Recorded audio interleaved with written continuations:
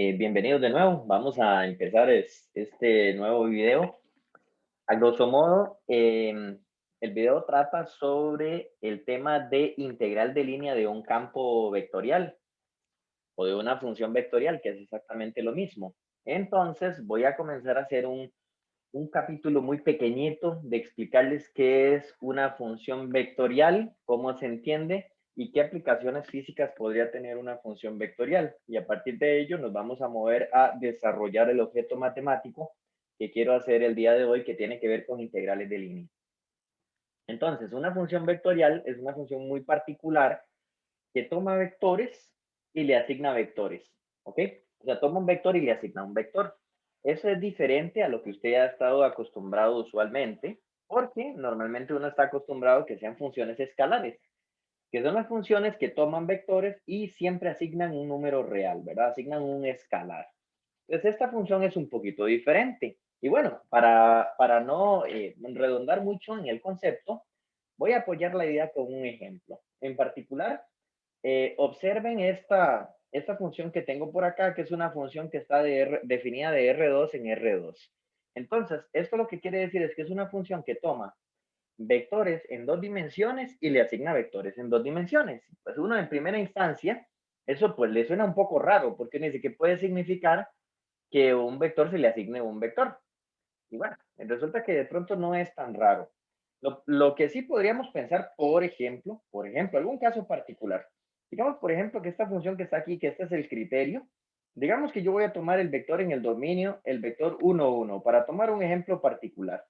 La pregunta es, ¿a qué el 1, 1, qué vector le asigna a esa función? Pues si yo evalúo el x en 1 y el y en 1, uno nota que aquí le quedaría 2, menos 1, al cambiar las x por 1 y las y por 1. Entonces, la función esa que tengo arriba, ese ejemplo de función vectorial, pues entonces al vector 1, 1 le asigna el 2, menos 1. Y me dice, bueno, pues está bien, ya entendí que sacar qué vector le toca a qué vector es muy fácil, pero sigo con la duda que qué significado podría tener eso, o sea, qué sentido, qué aplicación podría tener eso, ¿ok? Entonces, se los voy a explicar desde un punto de vista muy práctico, muy físico. Pensemos entonces que el vector en el dominio es el vector que controla la posición de una partícula en el plano, ¿ok? Así que esa es la interpretación que le vamos a dar a este vector.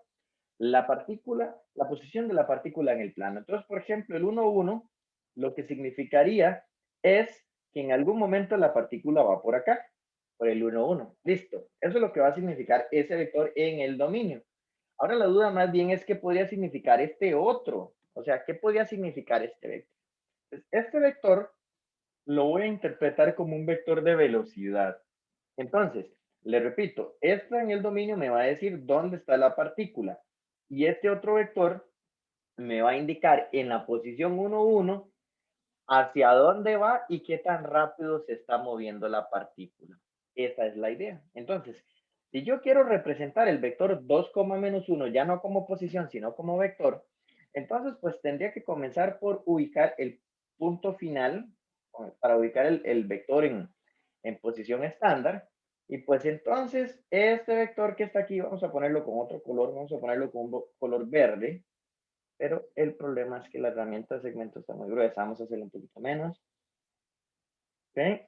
Ese va a ser el vector 2, menos 1. ¿Ok? Este es el vector 2, menos 1. Entonces, teniendo ese vector,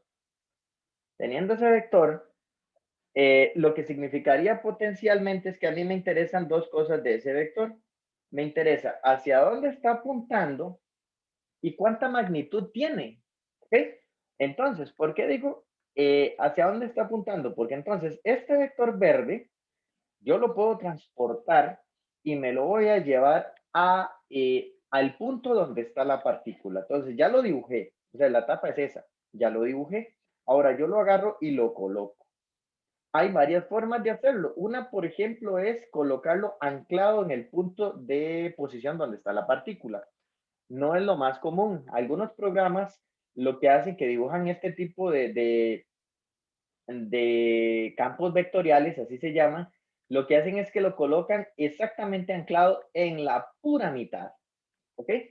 Entonces, ¿qué quiere decir eso? Lo que quiere decir es que cuando la partícula está en este punto, exactamente en este punto, la partícula va a tender a moverse en la dirección de este vector. ¿Okay? Ella tiende a moverse en la dirección de ese vector, o sea, tiende a moverse hacia acá. ¿Okay?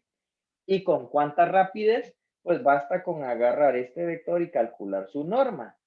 En este caso particular, como el vector del cual estamos hablando es el 2, menos 1, pues entonces ese vector tiene norma raíz de 5, lo cual quiere decir entonces que de manera aproximada aquí la partícula se va moviendo con una rapidez de raíz de 5 unidades lineales por unidades de tiempo, metros por segundo, kilómetros por hora y así consecutivamente.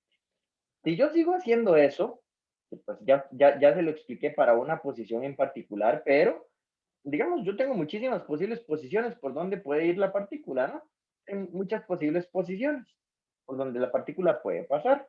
Entonces, si yo comienzo a dibujar en estas posibles posiciones todos pues los vectores que se le van asignando, ahí pues no la puse tan centrada, pues la idea es colocarlo centrado. Esto simplemente es una representación.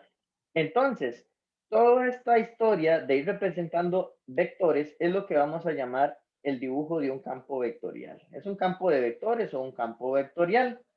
Y por lo tanto, este campo, en cierto sentido, lo que me va es explicando la forma en que se pueden ir moviendo las partículas. Por ejemplo, si estamos hablando de la forma en que se dispersa, por ejemplo, el calor en una placa a través de las diferentes posiciones en la placa, o por ejemplo, la forma en que se mueven las corrientes en un río, todas esas cosas se modelan a través de campos vectoriales. Entonces, en resumidas cuentas, en esta parte introductoria, lo que le digo es que hay funciones de este tipo que se llaman campos o funciones vectoriales, lo más usual es decirle campos vectoriales, que le permiten a uno describir gráficamente entonces el comportamiento de la forma en la cual se mueven las partículas en algún cierto medio. Por ejemplo, es muy común que utilicemos los campos vectoriales en algunas áreas aplicadas. Por ejemplo, es muy común que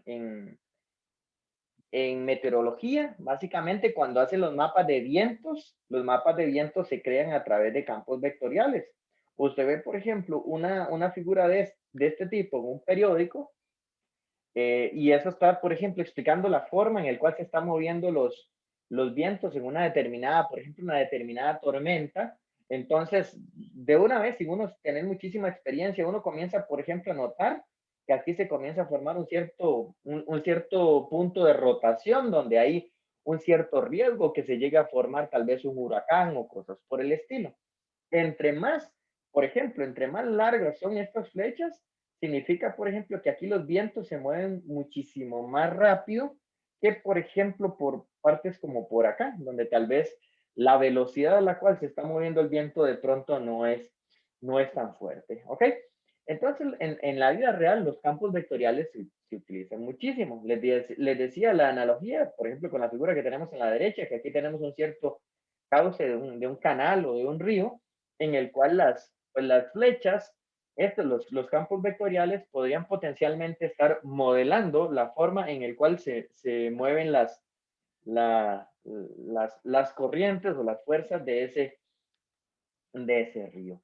De tal manera, por ejemplo, que algo que interesa en este tema, que por el momento estoy en la parte completamente introductoria, es que, por ejemplo, si yo dejo caer en un caudal como este, dejo caer aquí una cierta partícula, una piedra pequeña, un pedacito de madera pequeño, entonces, por la acción del campo inherente a las fuerzas de corriente del río, entonces se va a describir un cierto movimiento. Un cierto movimiento. Ese movimiento no tiene por qué ser rectilíneo. Entonces, de pronto, bueno, tal vez aquí es poco creíble que llegó hasta ahí, pero por ejemplo, digamos que la partícula siguió y por algún motivo llegó aquí al borde y ya ahí se quedó anclada. ¿Ok? Entonces, ese fue todo el movimiento de la partícula.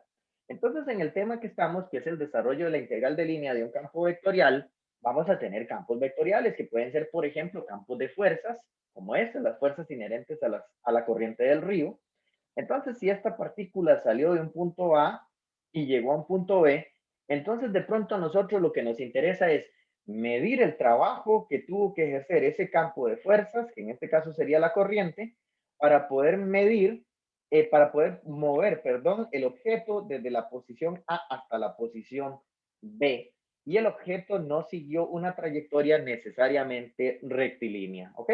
Entonces, manera de motivación, le digo que este problema que acabo de decir acá, básicamente es el que vamos a tratar matemáticamente. O sea, si tengo un campo vectorial y tengo una cierta partícula que recibe la acción de ese campo, de tal manera que la desplaza de una posición A una posición B, entonces el objeto integral que vamos a desarrollar el día de hoy me va a permitir calcular el trabajo que tuvo que ejercer ese campo para realizar ese movimiento, ese desplazamiento a la partícula o al objeto ese, ¿ok?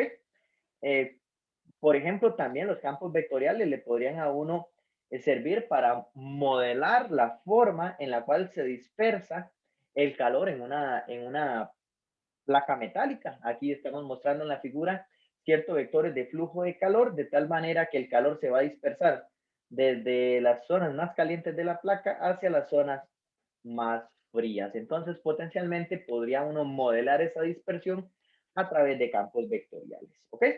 Le cuento, por ejemplo, que en dos dimensiones, entonces, los campos vectoriales tienen esta forma ya teórica. ¿Ok? Los campos vectoriales, entonces, en dos dimensiones, van a tomar un vector en dos dimensiones y le tendría que asignar otro vector en dos dimensiones. Entonces, yo voy a decir que esta función toma un x, y le va a asignar un par ordenado. Aquí está el par ordenado. Esta sería la primera componente y esta sería la segunda componente. De hecho, la función p y la función q por sí solas, ellas por sí solitas, son funciones escalares. Cada una de ellas recibe el x, y me devuelve un escalar.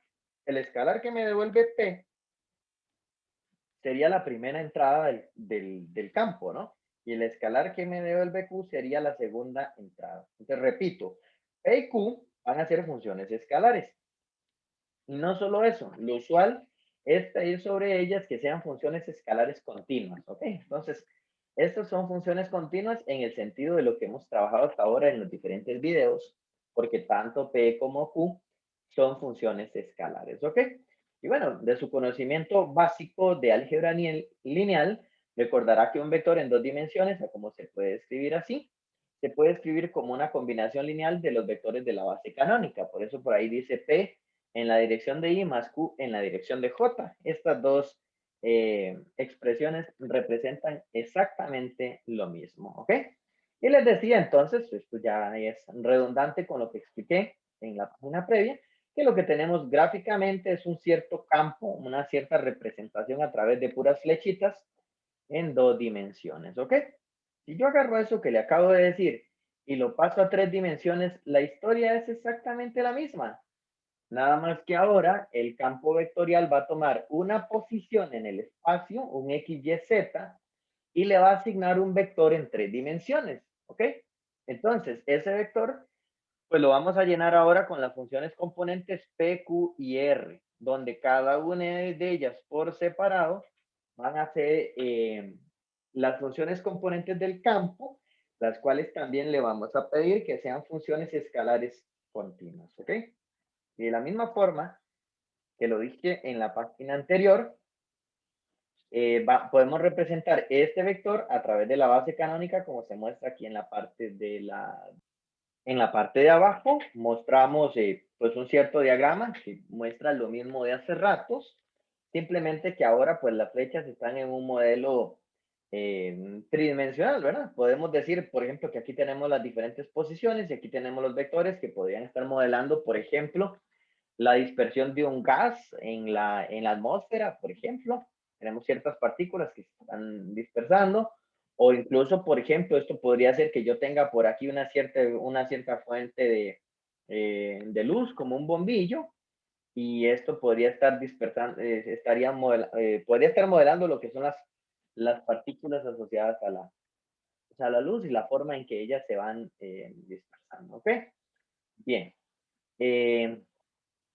Ok, dicho eso, entonces les muestro aquí un ejemplo pues, muy puntual, ¿verdad? Un ejemplo en 3 dimensiones. Ve que esto es una función f que toma la posición x, y, z y las funciones componentes son estas, x cuadrado y menos 2xz, x, y, z.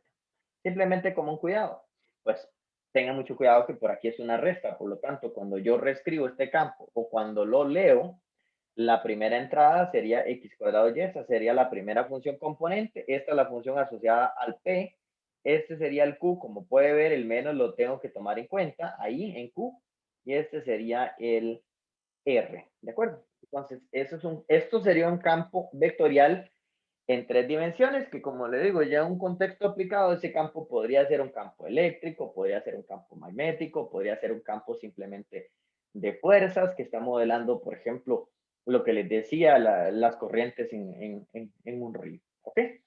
Bien, dicho eso, vamos a, ya como tenemos un cierto preámbulo, o sea, ya uno tiene una idea de lo que es un campo vectorial, vamos a pasarnos al tema que es el fuerte de este video, que es desarrollar el concepto de la integral de línea de un campo vectorial, ¿ok?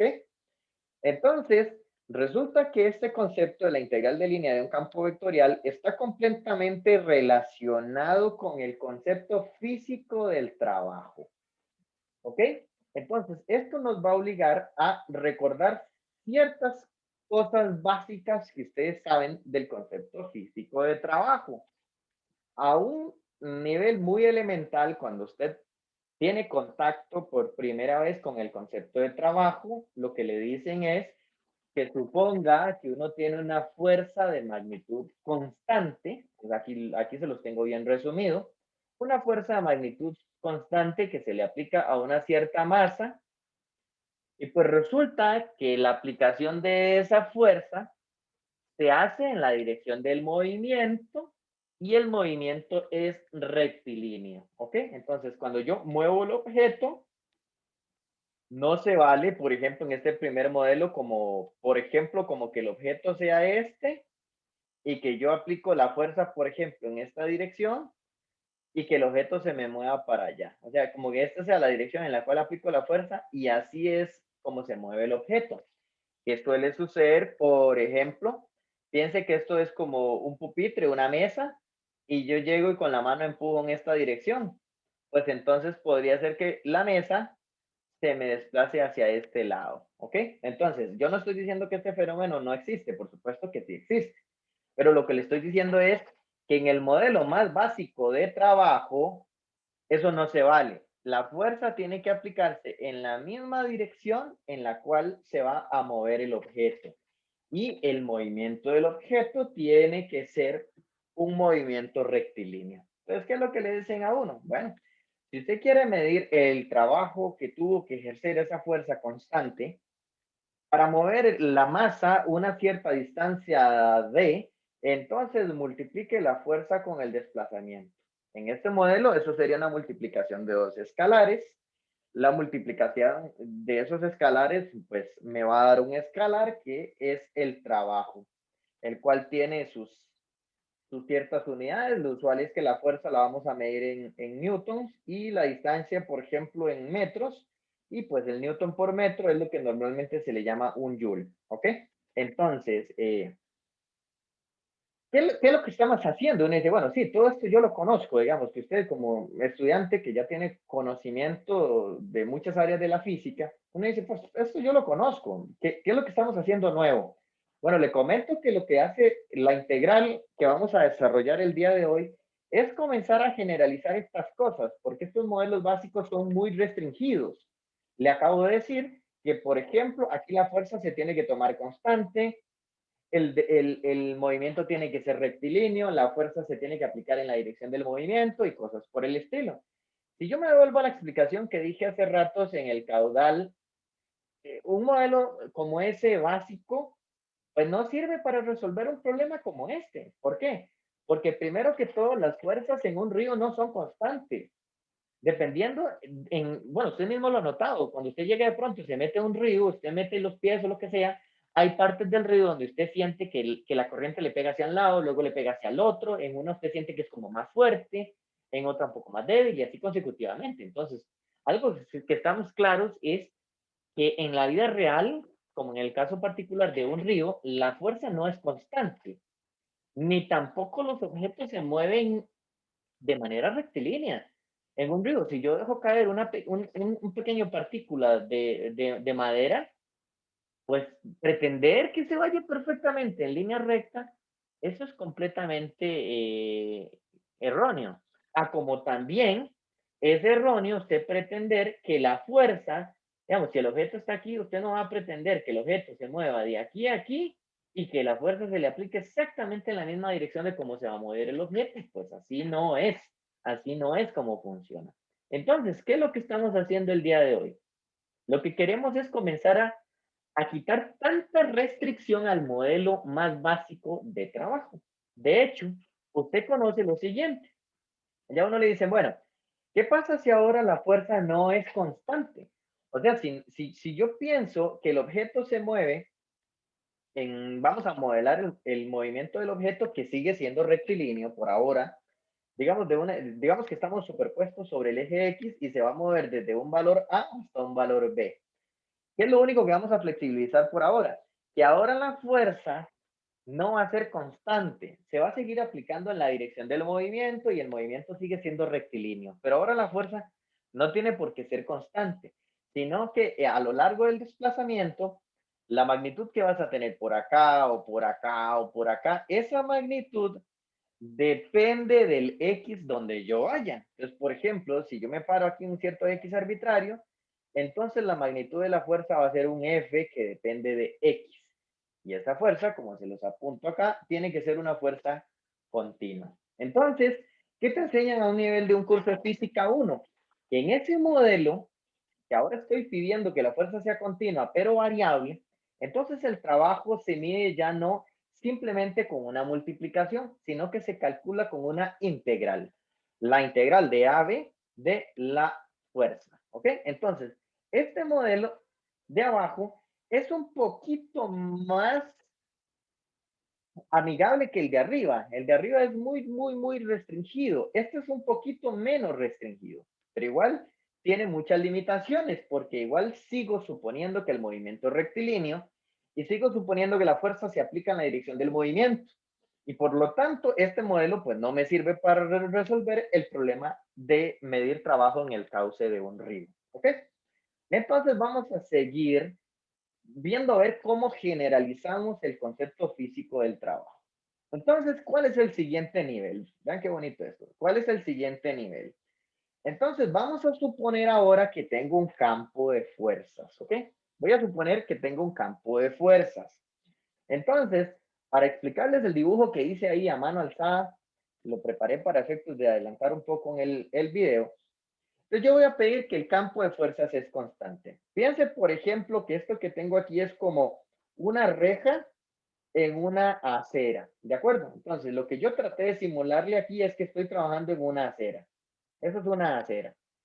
Y en la acera tengo una cierta reja por la que está saliendo viento. Por ejemplo, está saliendo viento. Entonces, hay algún tipo de mecanismo allá, ahí por debajo de la acera, porque tal vez pasa algún tipo de túnel en el que, no sé, hay algún tipo de mecanismo que provoca que salga viento. Entonces, está saliendo viento por esa rejilla. ¿Ok?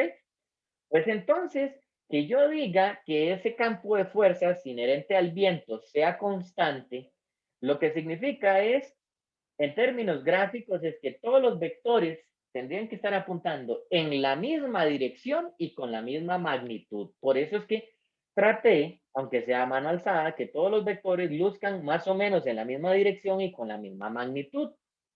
Lo cual quiere decir que si yo tengo una partícula, no importa en qué parte tenga la partícula, todas las partículas reciben siempre la misma acción del campo.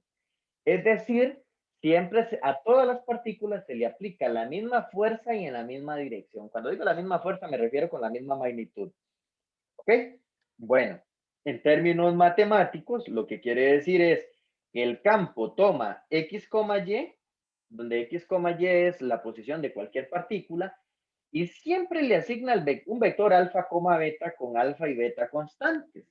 S alfa, beta es la representación general que quise poner acá, donde quiere decir entonces que todos los vectores apuntan en la misma dirección y con la misma magnitud, ¿ok?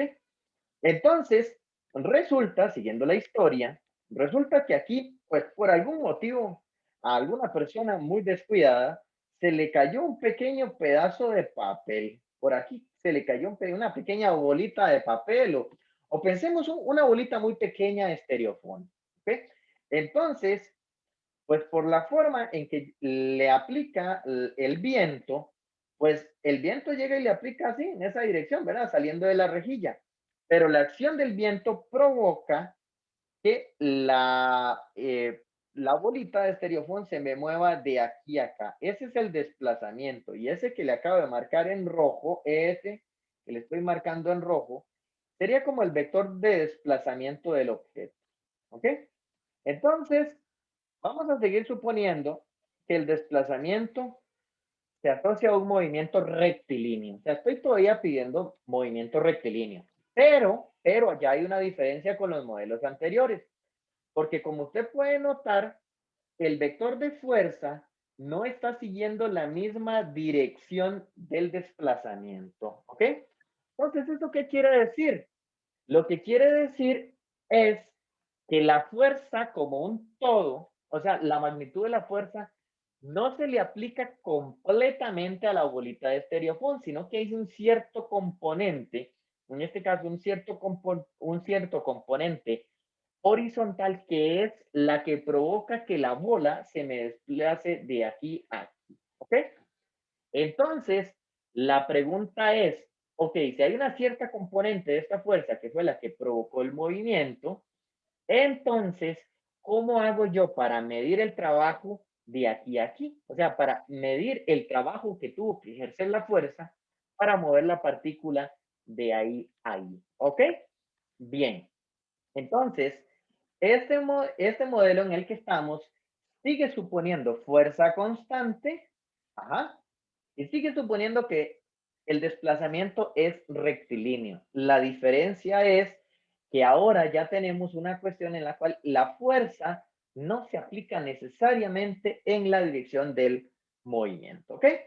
Entonces, ¿qué es lo que voy a hacer? Lo que voy a hacer es lo siguiente. Voy a extraer este vector de fuerzas para acá y voy a extraer aquí este vector que es el que está modelando el desplazamiento. Entonces, lo que tengo aquí yo son los dos vectores y pues por aquí le puse en la esquinita, aquí tengo la bolita de estereofón, ¿no? Entonces la bolita de estereofón se me movió de aquí a aquí, ahí es donde se me movió la bola de estereofón.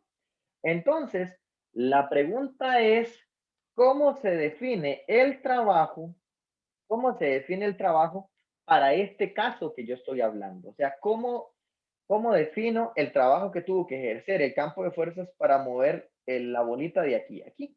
Y pues tiene una lógica absolutamente matemática y tiene todo el sentido del mundo.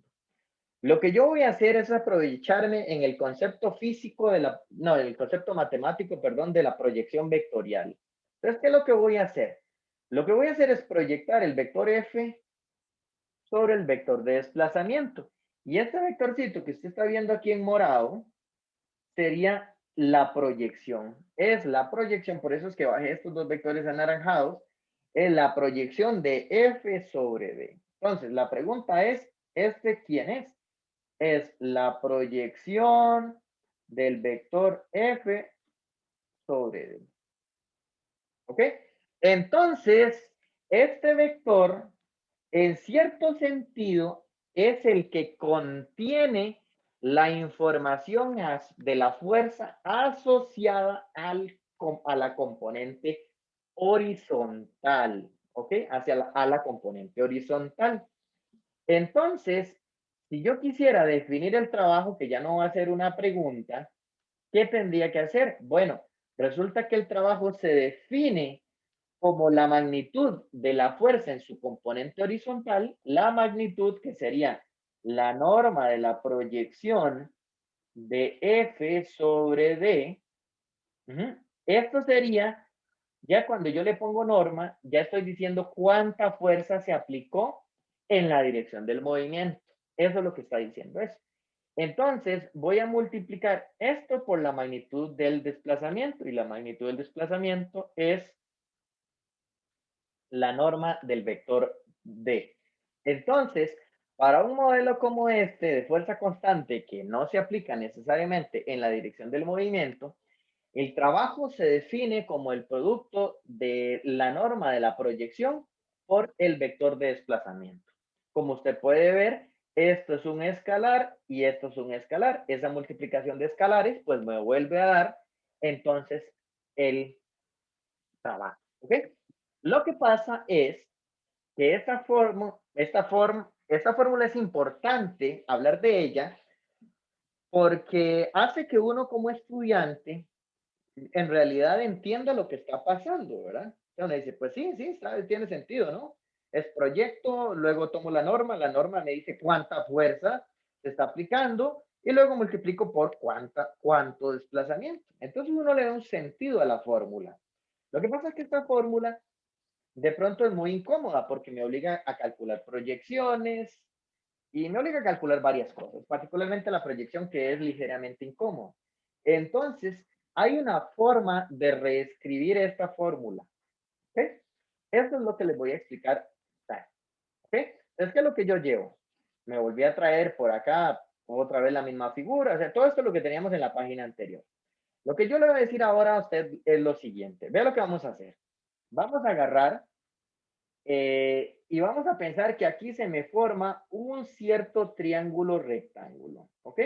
Los dos vectores en el momento en que yo tracé la proyección me forman un triángulo rectángulo. Entonces, como ya voy a hablar de geometría, voy a hablar del ángulo entre vectores. Este es el ángulo entre vectores. Lo voy a llamar θ. Y pues me traigo por acá el triángulo, pero como ya esto es un triángulo, los catetos perdón, los lados del triángulo son medidas, no son vectores.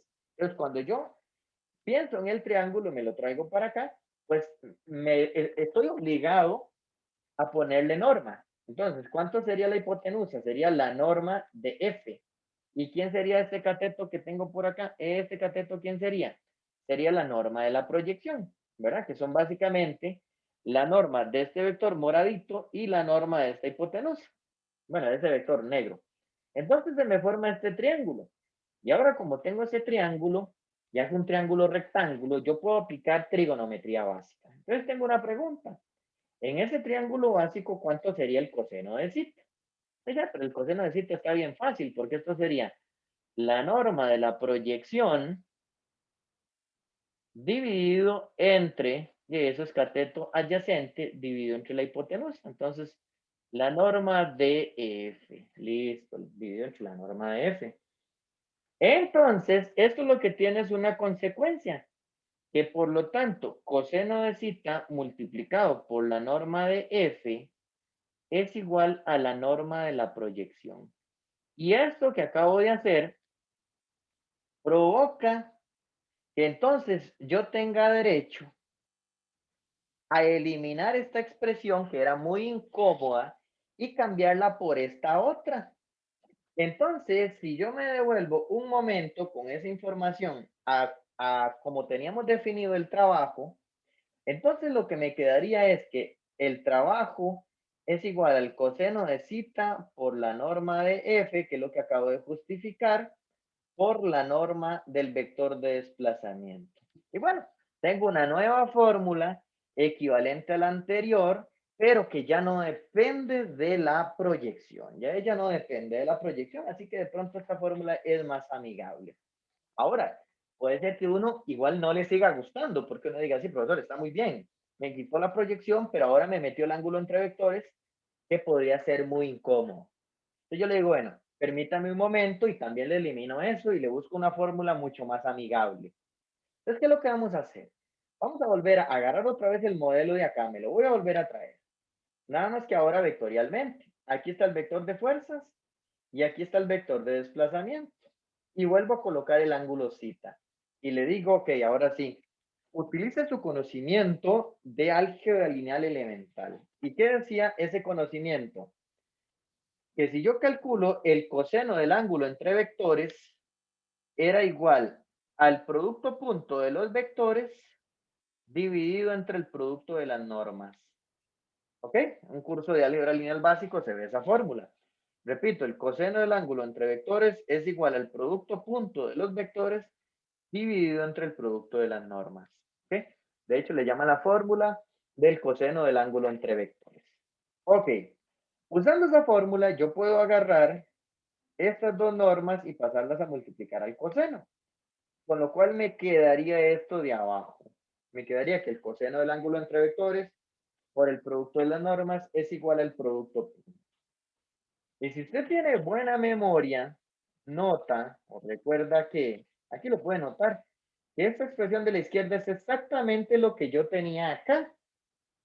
Por lo tanto, en realidad no es necesario tener el coseno del ángulo entre vectores. Simplemente yo cambio toda esta expresión, la puedo cambiar por este producto punto. ¿Ok? Entonces, aquí acabo de relajar la fórmula. Lo que le acabo de relajar la fórmula es que, por lo tanto, el trabajo es simplemente el producto punto del vector de fuerzas con el vector de desplazamiento. ¿Ok? Entonces, esta fórmula es interesante porque lo que quiere decir es que el producto punto es una forma de cómo extraer, por ejemplo, en este caso, si la fuerza se aplica para acá, entonces el producto punto de este vector con este extrae cuánto trabajo se está dando en la dirección del segundo vector, que en este caso sería D. ¿Ok? Entonces, esta fórmula que al inicio uno dice, bueno, esta fórmula es genial. ¿Por qué? Porque esta fórmula es idéntica si usted lo ve guardando la distancia, porque aquí es un producto punto vectorial, pero esa fórmula vuelve a tener exactamente la misma cara de esta fórmula que usted aprende en un curso muy básico. Nada más que aquí era la multiplicación de dos escalares, que es fuerza por desplazamiento, y aquí pues simplemente sigue siendo fuerza por desplazamiento, pero ya desde un punto de vista vectorial a través de un producto punto. Entonces, lo bonito de hacer esto es que usted comienza a ver que, a pesar de que aquí es como con vectores, sigue teniendo exactamente la misma cara, el trabajo sigue teniendo la misma cara que tenía cuando eran escalares, ¿ok? Bien, entonces, esto que acabo de explicar ya vectorialmente tiene una limitante. ¿Cuál es la limitante? Que está asumiendo que el campo de fuerzas es constante. Entonces, el modelo que acabo de explicar de trabajo en el cual se hace el producto punto, le repito que este modelo asume que el campo de fuerzas es constante. Es decir, en todo punto en el espacio, todas las partículas reciben la acción del campo siempre con la misma magnitud y en la misma dirección. Y pues eso no me es útil para efectos del problema en el río. ¿Okay? Entonces, lo que voy a usar es este conocimiento que tengo para poder ya desarrollar el concepto más general de trabajo. El concepto más general de trabajo ya no tiene por qué tener, entonces usted no tiene por qué utilizar un campo de fuerzas constante, ni el desplazamiento tiene por qué ser rectilíneo, o sea, no tiene ningún tipo de restricción.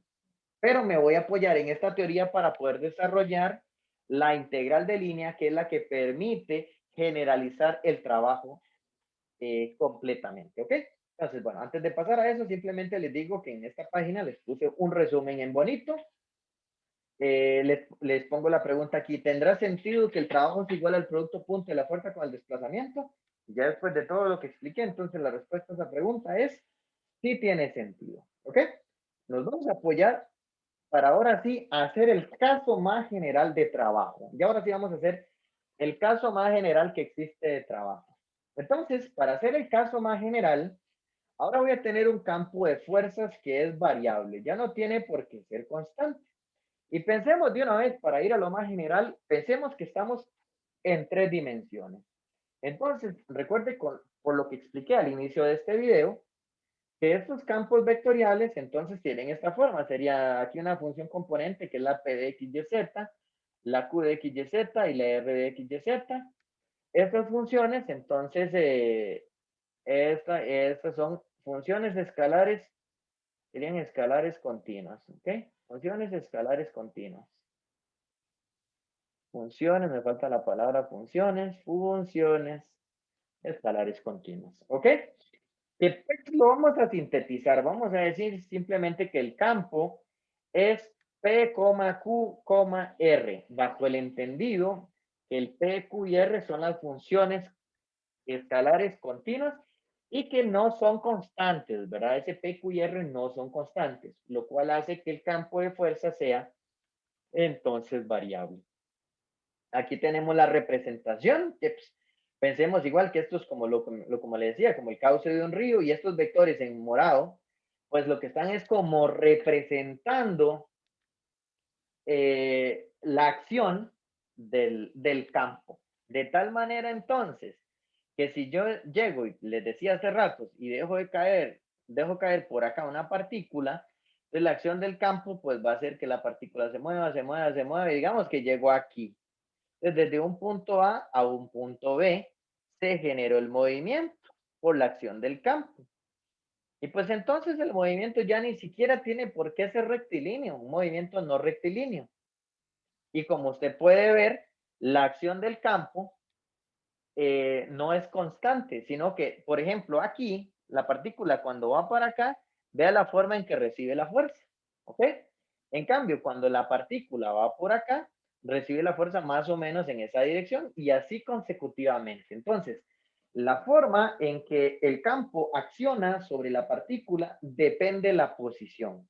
Entonces, aquí estaría yo en un problema completamente general, porque ni el movimiento rectilíneo, ni el campo de fuerzas es constante, ni se tiene por qué aplicar en la dirección del movimiento, porque, por ejemplo, observe que aquí el campo aplica como en esta dirección, pero la partícula tiende a moverse hacia allá, ¿ok? Ella trae una cierta componente inercial, producto de la acción del campo en puntos anteriores, de tal manera que ella tiende a moverse hacia acá, ¿ok? Entonces aquí estaría yo como en el problema completamente más general. Entonces, lo que queremos resolver es matemáticamente cómo se mide el trabajo en este caso de haber movido la partícula desde el punto A hasta el punto B. ¿Cómo se mediría el trabajo en ese caso? Y justamente esto es lo que induce a definir la integral que quiero contarles el día de hoy, que es la integral de línea de un campo vectorial. ¿Ok? Para eso es que sirve ese objeto que voy a definir el día de hoy. ¿Ok? Sin más preámbulo, entonces vamos a comenzar a desarrollar la teoría que me permite, pues, hacer eso justamente, desarrollar ese objeto matemático. Hay ciertas cosas que le van a resultar a ustedes muy familiar, porque, pues, en el video previo hice desarrollos teóricos de otro tipo de integral de línea, que era la integral de línea de un campo escalar, en el cual, pues, partí de esta misma forma. ¿Qué es lo que hice? Lo que hice fue tomar una curva vectorial en 3 dimensiones, cuyas funciones componentes son x, y, z, y pues al igual que lo hice en el video previo, voy a exigir que las funciones componentes x, y, z sean funciones diferenciables en variable t. Por lo que he explicado también de representación de este tipo de funciones vectoriales, pues sabemos entonces que por acá está el dominio de la función, que es de A a un B, que es donde varía el tiempo, si estoy utilizando el tiempo. Y pues esto que está aquí en rojo es la trayectoria que está modelando el desplazamiento de la partícula. En el video previo también les conté, bueno, que si yo genero una partición del intervalo de tiempo, entonces la partición del intervalo de tiempo le induce automáticamente a la curva una cierta partición. De tal manera, por ejemplo, que el primer intervalo de tiempo que va aquí de un T0 a T1, pues le estaría asociado el primer arco, que es el arco S1, que tiene longitud delta S1. Entonces, recuerde que el S1 es el nombre del arco y el delta de S1 es la longitud de ese arco. ¿Ok? Entonces, pues así, entonces, por ejemplo, aquí para el segundo intervalo de tiempo, pues entonces le asociaríamos este arco que se llama S2 y ese arco mide delta S2 y así consecutivamente. Entonces, en síntesis, hacerle una partición al intervalo de tiempo, le induce automáticamente una partición a la trayectoria, ¿verdad? Que sigue la partícula. Entonces, esto que estoy contando aquí, pues, es un recordemos, ¿verdad? Porque ya lo utilicé mucho en el video previo. Ahora sí, la pregunta es, ¿qué voy a hacer con eso?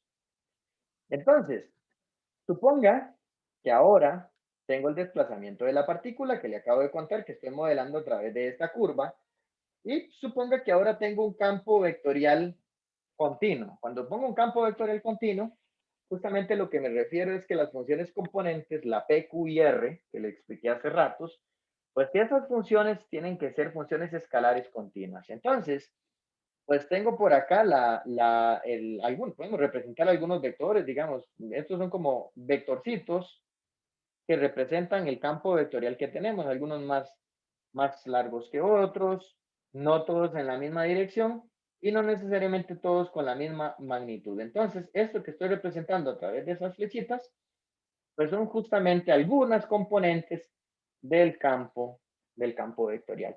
Entonces, producto de la acción del campo, la partícula se me movió de la posición R de A hasta la posición R de B.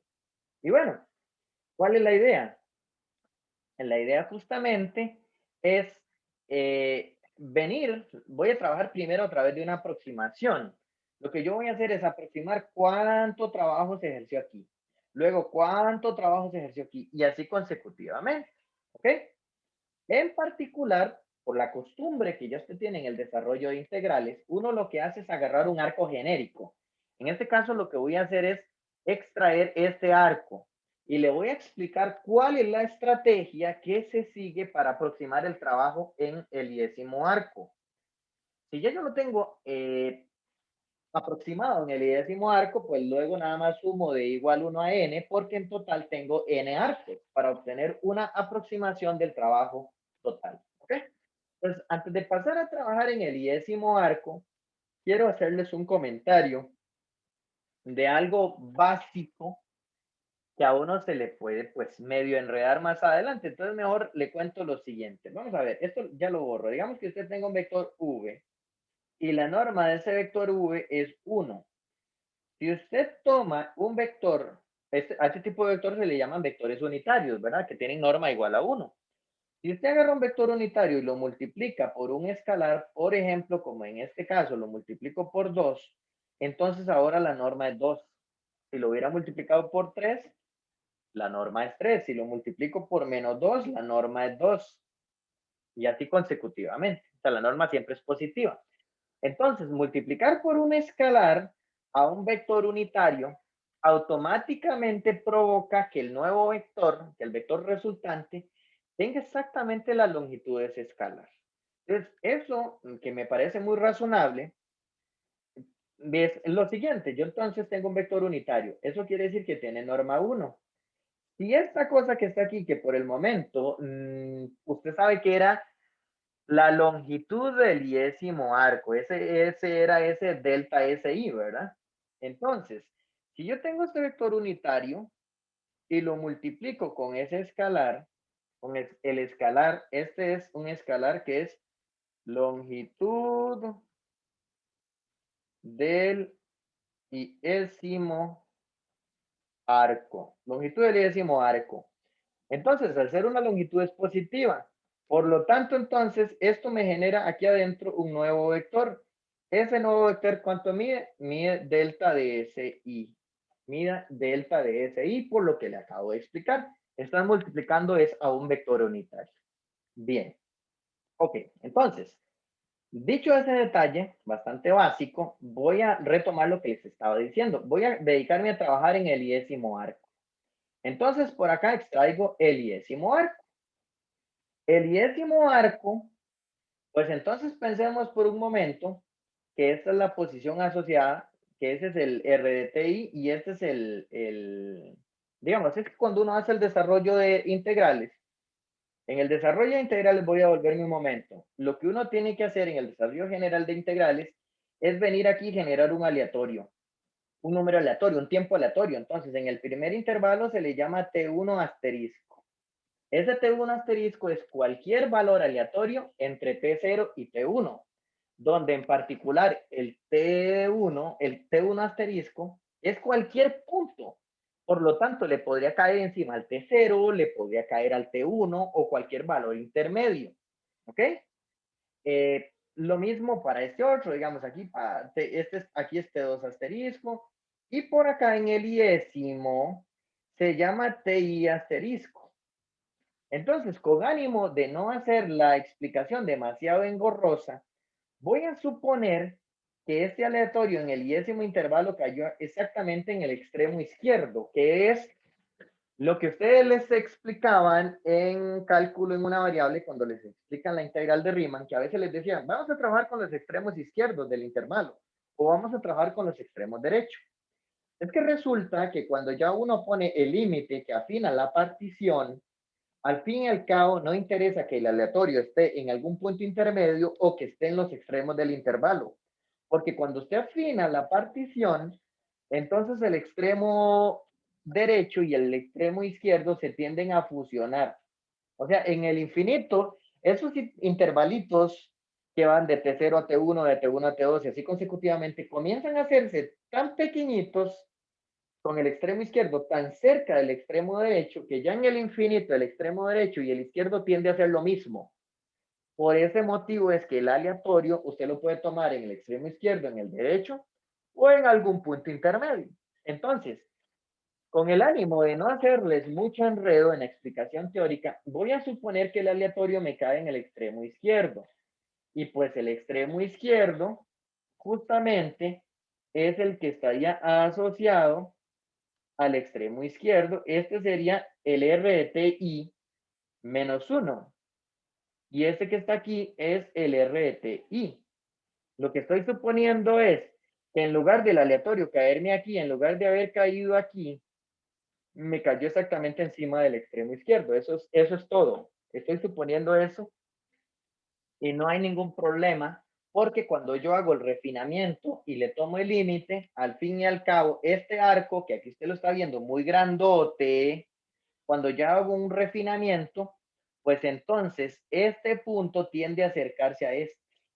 Y por lo tanto, al tender a acercarse, automáticamente este valor va a tender a caerle encima a este otro. Esa es la explicación teórica de lo que estoy haciendo. Entonces, regresando a donde estaba, voy a suponer que este es el R de TI asterisco, que es la posición asociada al punto aleatorio que yo generé. Y este es el iésimo arco que mide delta de SI. Entonces yo lo que quiero es aproximar el trabajo de aquí a aquí en este arco. O sea, cuánto trabajo tuvo que ejercer el campo para mover la partícula de este punto a este otro. Ok.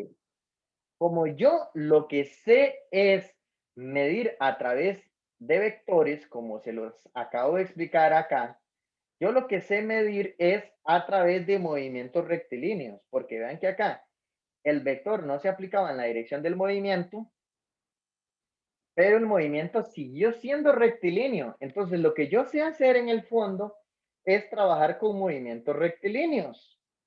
Como me pasó en el video previo, cuando yo les decía que queríamos medir la curva, y yo no sé medir cosas curvas, lo único que sabía era medir segmentos. Entonces, ¿qué fue lo que yo hice?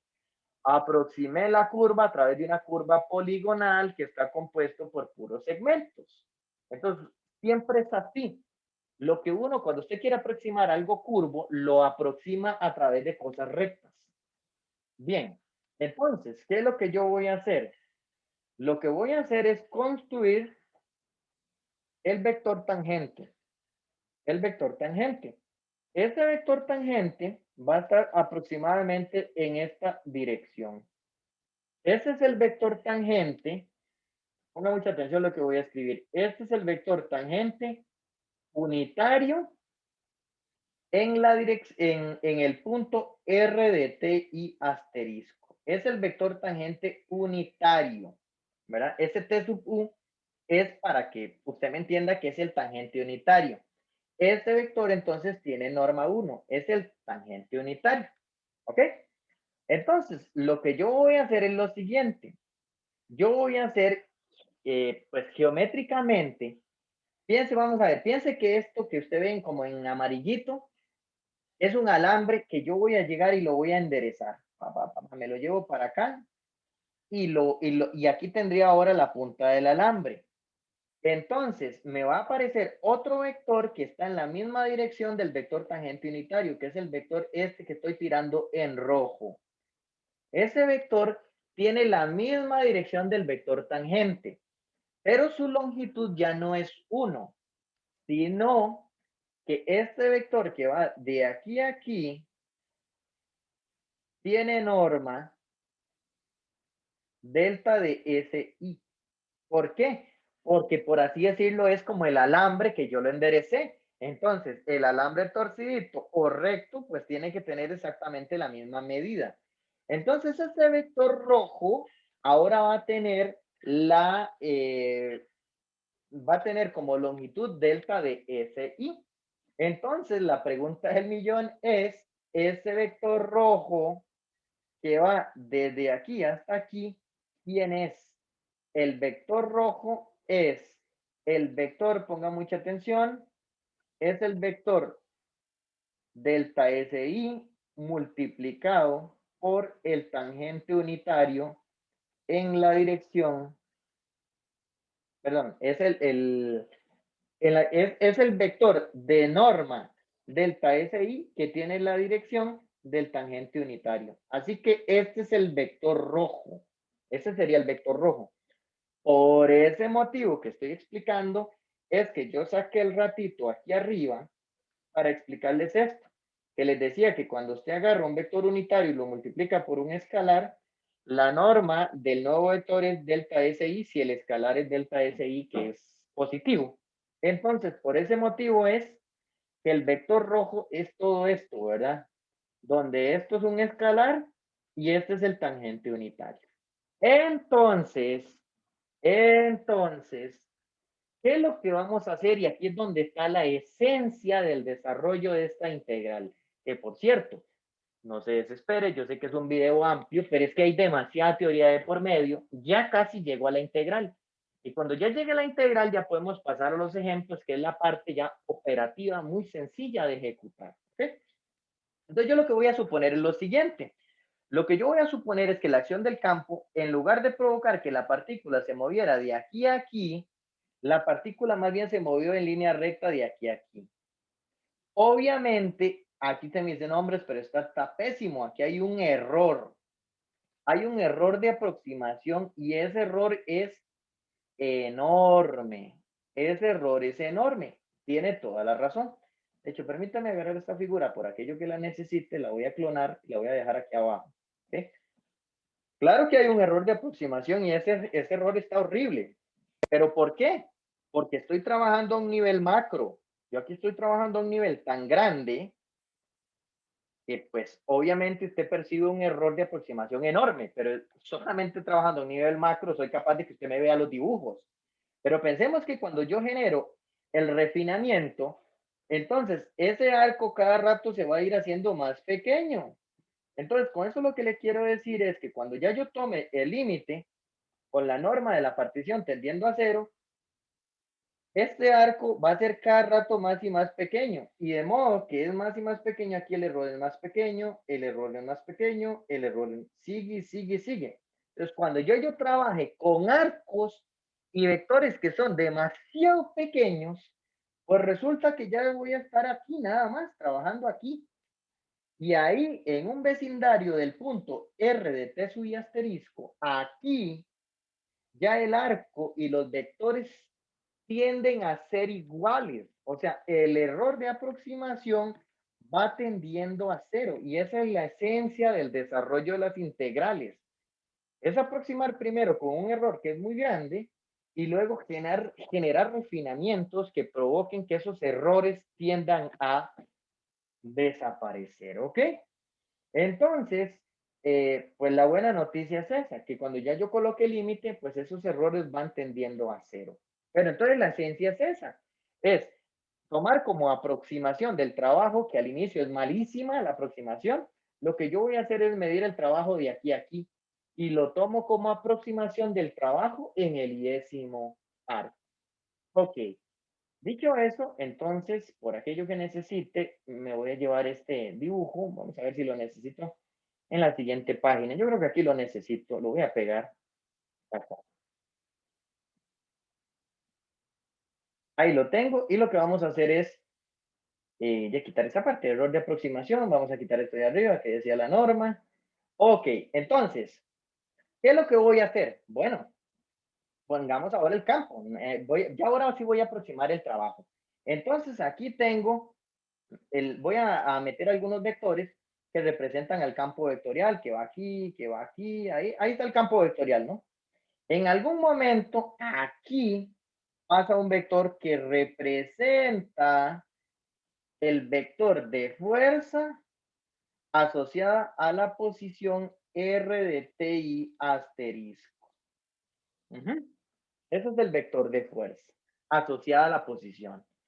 Entonces, si yo quiero medir el trabajo que tuvo que ejercer ese vector para pasar la partícula de aquí a aquí, que ya le dije que eso es lo que voy a hacer, medir de manera rectilínea, entonces el paso de aquí a aquí, de acuerdo con lo que les expliqué hace ratos, lo puedo aproximar de la siguiente manera.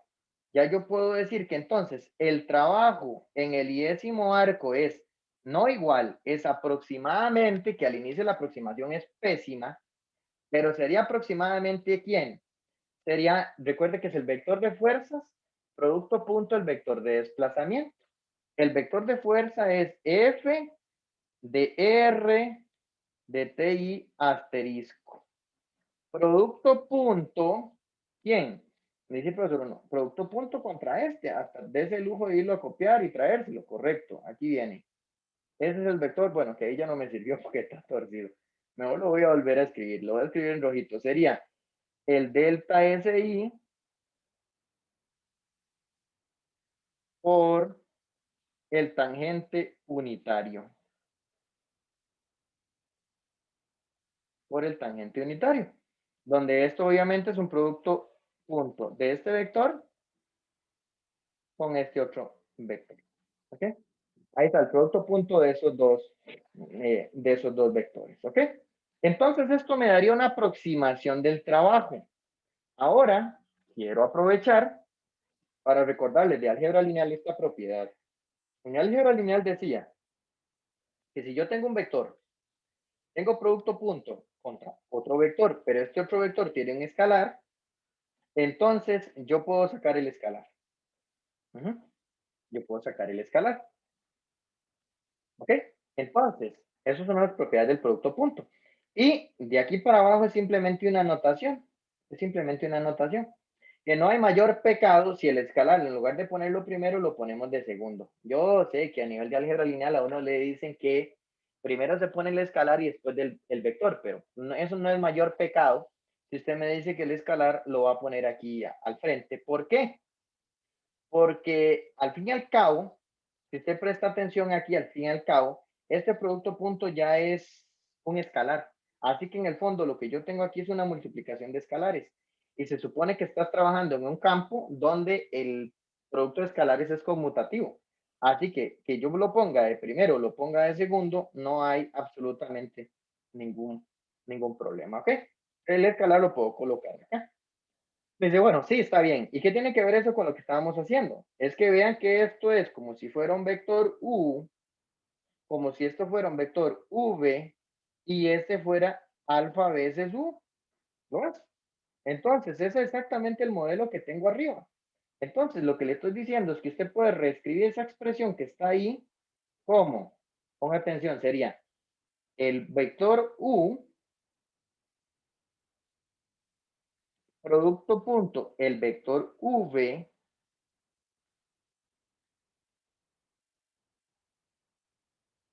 y luego saco el escalar que es delta SI. Y esta expresión es la que me da entonces una aproximación del trabajo en el 10º arco. Si yo quiero una aproximación total del trabajo, ¿qué tendría que hacer? Agarrar esta expresión que está aquí. Si yo quiero entonces, pongan atención, Si yo quiero una aproximación del trabajo total, pues tendría que sumar de igual 1 hasta n. Ujú. Y si ya yo quiero que esta expresión deje de ser una aproximación, sino que me dé exactamente el trabajo, que tendría que hacerle a esa suma? Tendría que venir por acá y ponerle el límite con la partición tendiendo a cero, la norma de la partición tendiendo a cero, que es la que genera el refinamiento.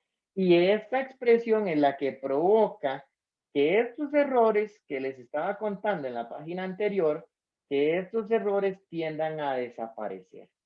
Entonces, esta expresión que está aquí me daría ya el trabajo. Me daría ya el trabajo. ¿Ok?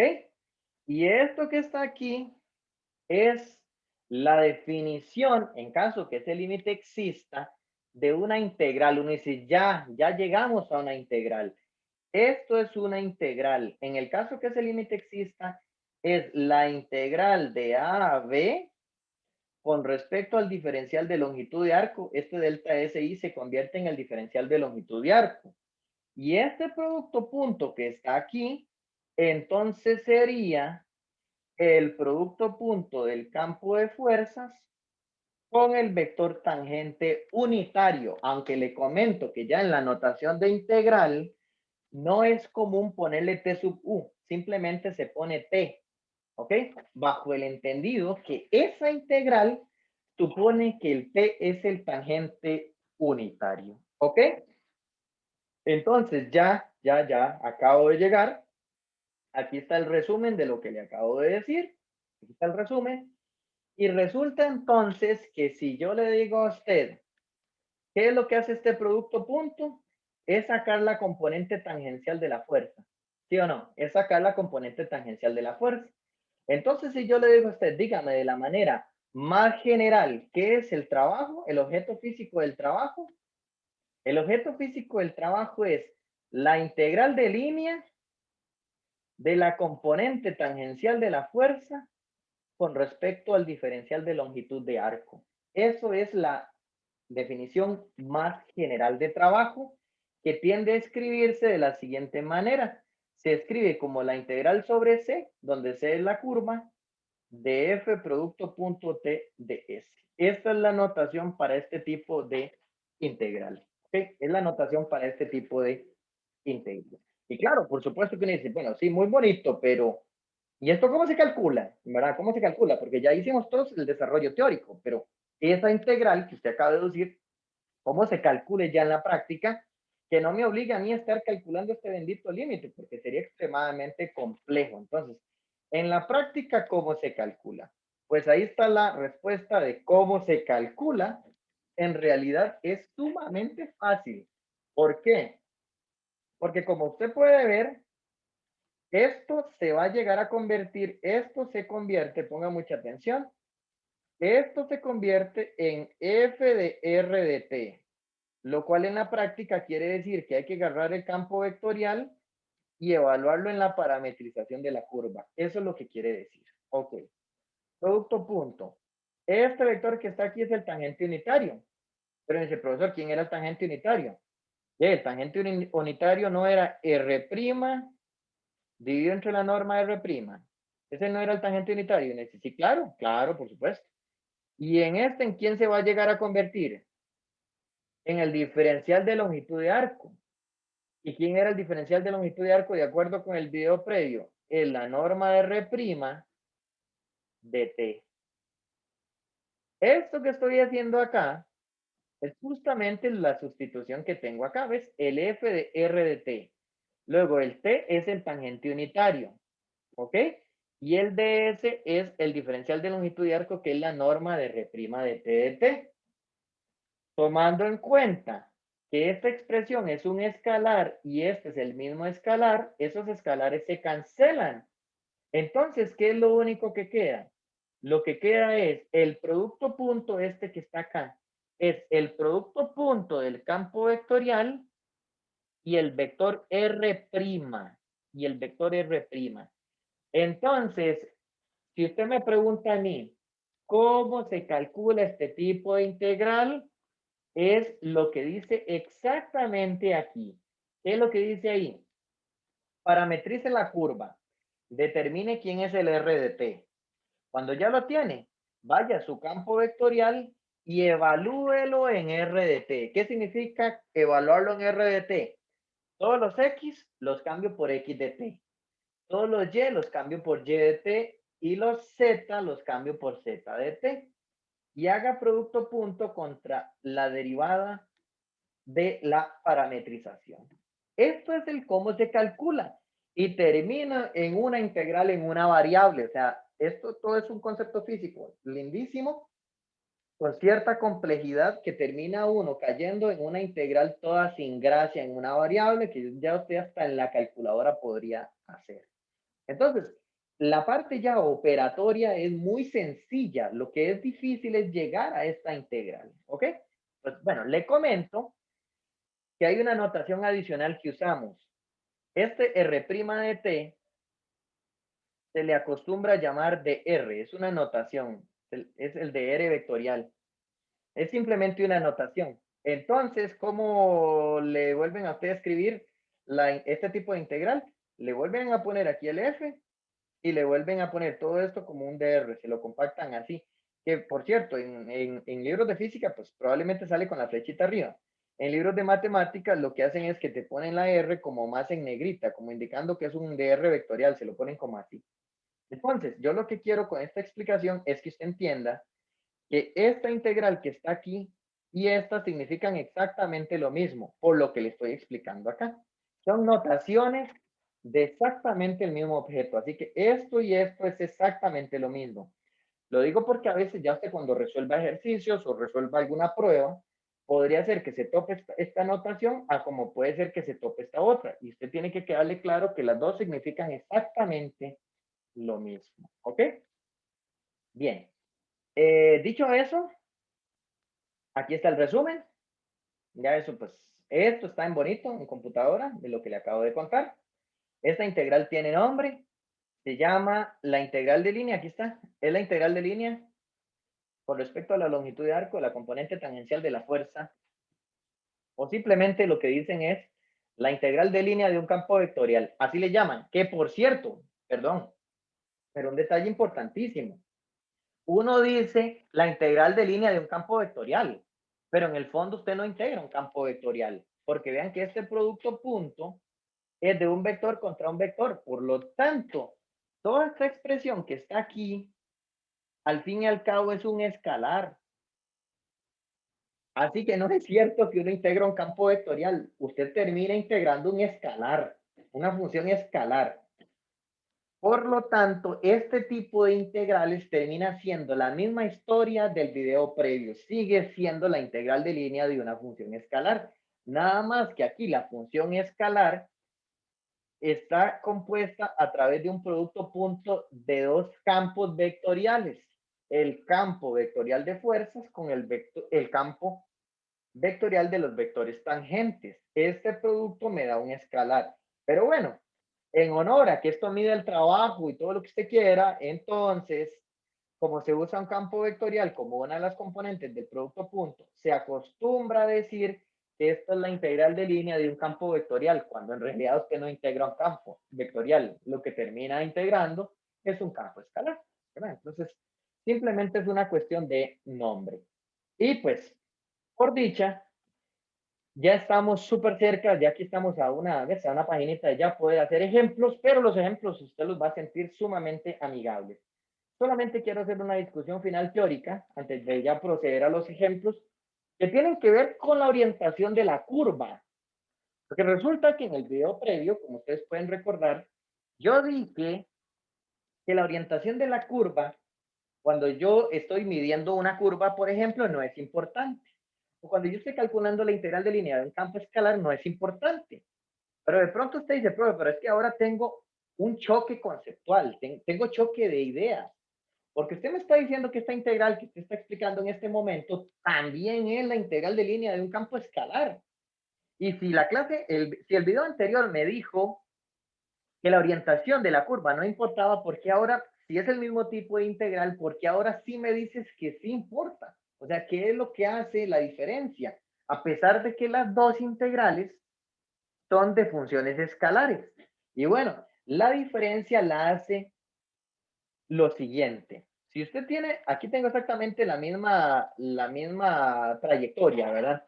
Pero estamos suponiendo que aquí la partícula se mueve del punto A al punto B, ¿ok? Entonces, en este caso, el vector tangente tiende a marcar hacia dónde se está moviendo la partícula. En ese caso, entonces va en la dirección de t. Si yo más bien pienso en la misma trayectoria, pero ahora más bien la partícula se mueve de B a A, entonces yo ya no estoy usando a t, estoy usando esa menos t, ¿ok? Por lo tanto, aquí hay un bendito menos en el vector tangente que aparece. Ese menos es el que hace que si usted calcula el trabajo, y yo creo que esto les va a sonar muy familiar con las cosas que usted ya sabe de trabajo de física. Por eso es que si uno dice que si en una dirección el trabajo da 50 joules, entonces en dirección opuesta daría menos 50. El motivo es porque cuando uno hace el desarrollo matemático, se da cuenta que en una dirección usted está usando el vector tangente y en dirección opuesta usted está usando el vector en la otra dirección, en la dirección opuesta. Y el hecho que usted me cambie de t a menos t hace que aparezca un menos. Y esa es la explicación matemática del por qué cuando usted mide trabajo en una dirección y en dirección opuesta, porque usted dice 50 y menos 50 en la dirección opuesta, porque tiene que ver con el vector tangente. Así que la orientación de la curva sí importa en este tipo de ejercicios porque marca el hecho de si tengo que poner un menos o no y tiene que ver con el vector tangente. Entonces, ¿qué quiere decir esto? Que si yo calculo la integral sobre c y más bien lo calculo con menos c, aquí usaría el vector tangente menos t. Y ese menos del menos t lo estoy sacando de la integral, ¿ok? Por ese motivo es que se genera esta igualdad. ¿Qué es lo que dice acá? Que si yo calculo trabajo usando a c y calculo el trabajo usando a menos c, entonces hay una diferencia de ¿qué? De un menos. Esa es la explicación del por qué la integral de línea de un campo vectorial sí hay que tener muchísimo cuidado con la orientación de la curva.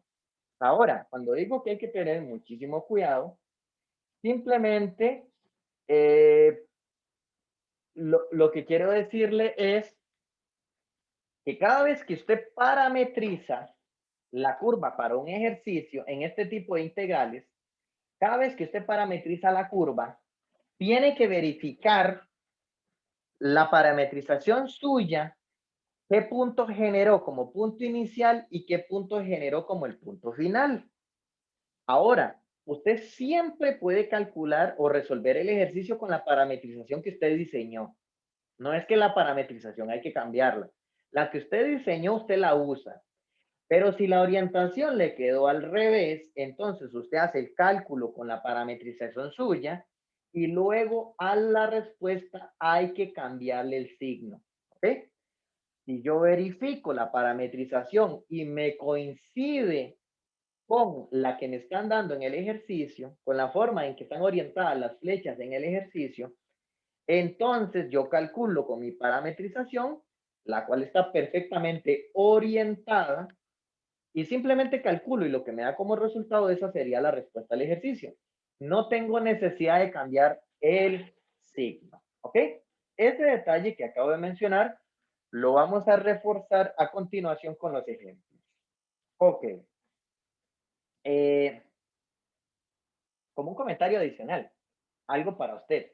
En este tipo de ejercicio, entonces, las curvas ya ahora sí tienen que venir con flechas, porque esas flechas lo que está indicando es de dónde a dónde se está dando el movimiento. En cambio, en los ejercicios del video previo, las curvas no traían flecha, porque allá yo no estaba midiendo trabajo, ni me interesaba, ni yo utilizaba en ningún momento el vector tangente. En el video previo yo no usé el vector tangente para nada. Entonces, si yo no uso el vector tangente, A mí no me interesa la orientación, por lo tanto las figuras de los ejercicios no traen flechas. En cambio, en estos sí traen flechas. Bueno, esta figura a la derecha trae varias curvas. Curva C1, C2 y C3, que para no hacer el ejercicio demasiado engorroso, nos vamos a dedicar a trabajar solamente sobre la curva C1, nada más sobre la curva C1. Lo que vamos a hacer es calcular sobre la curva C1 esta integral, y por lo que acabo de explicar en el video, pues calcular esta integral es exactamente que calcular esta otra, ¿verdad? Las dos notaciones significan exactamente lo mismo, ¿ok? Aquí me definen en toda la historia del ejercicio, me definen quién es C1, C2 y C3. En particular C1, que es esta curva que le voy a resaltar en rojo, esta curva que estoy resaltando en rojo, esa, observe que es la intersección entre este plano, que es 2y menos 3x igual 0, es este plano de acá, con la superficie cilíndrica esta que le estoy resaltando acá, que es z igual a 4 menos x al cuadrado. O sea, esa sería la intersección. C1 es la intersección entre el plano y esa superficie cilíndrica. Y vamos a trabajar solamente con C1. Entonces es un movimiento que va del punto 004 al punto 230. Entonces, lo que me están diciendo es que tengo un cierto campo vectorial. Vean que el campo vectorial aquí me lo tienen descrito con la notación clásica del IJK. Y pues aquí le escribí el mismo campo vectorial, pero ya sin el IJK. Entonces, x menos y es la primera componente, luego 2xz y la tercera componente sería z. Perfecto.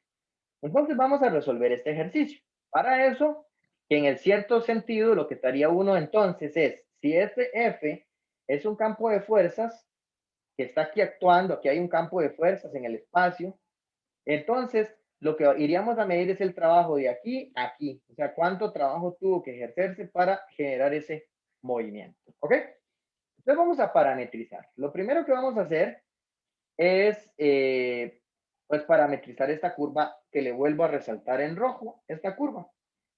Esa curva, pues una forma, recuerde que la parametrización no es única, es proyectarla en su traza principal en XZ. ¿Ok?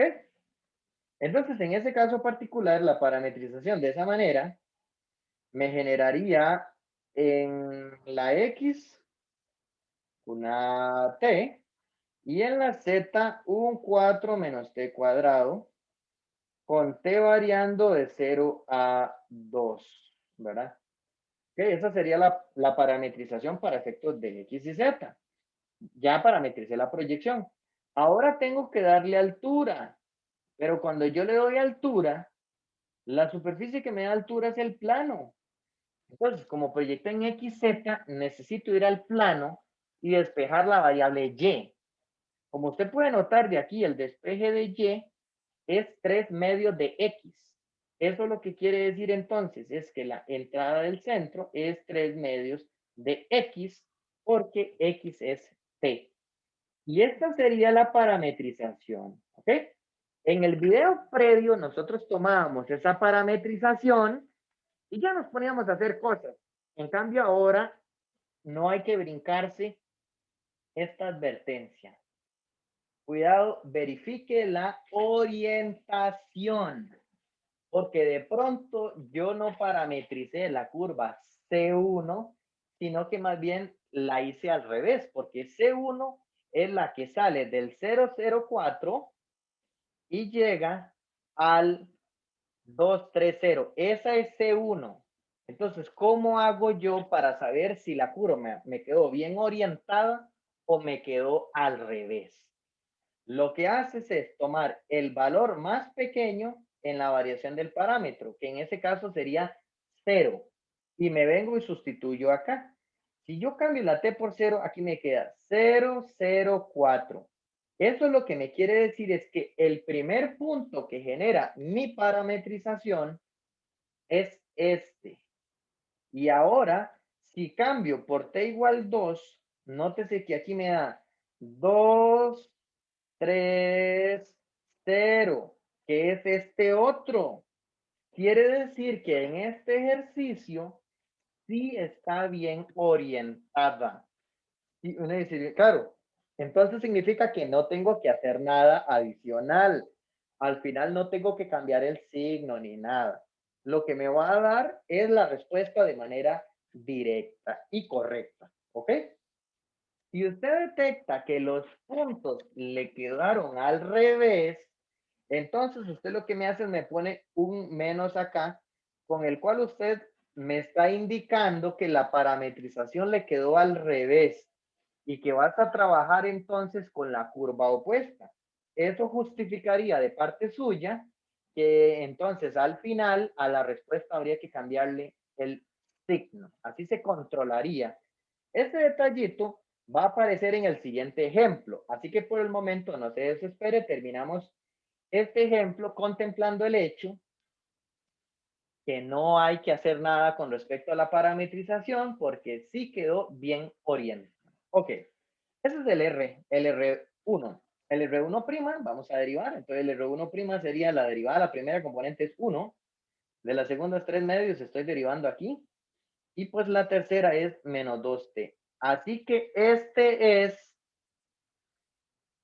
el vector R'. Ese es el vector R'.